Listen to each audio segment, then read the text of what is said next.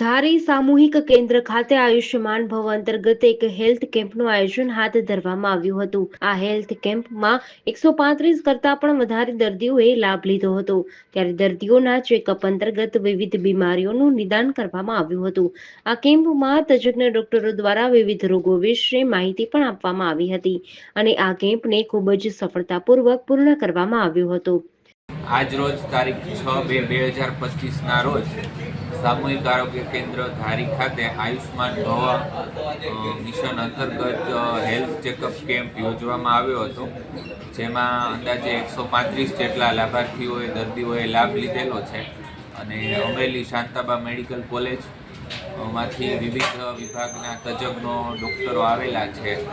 Physician વિભાગ, surgical વિભાગ, બાળકોના ડૉક્ટર છે, ગાયનેકોલોજીસ્ટ છે, સાયકિયાટ્રિસ્ટ છે, દાંતના ડૉક્ટર છે, સર્જન છે, સાયકિયાટ્રિક ડૉક્ટર છે. એ રીતે અત્યારે હજુ કેમ્પ ચાલુ છે. બ્યુરો રિપોર્ટ ટીનુભાઈ લલિયા સાથે યોગેશ ઉનડકટ, જીડીસી ન્યૂઝ, અમરેલી.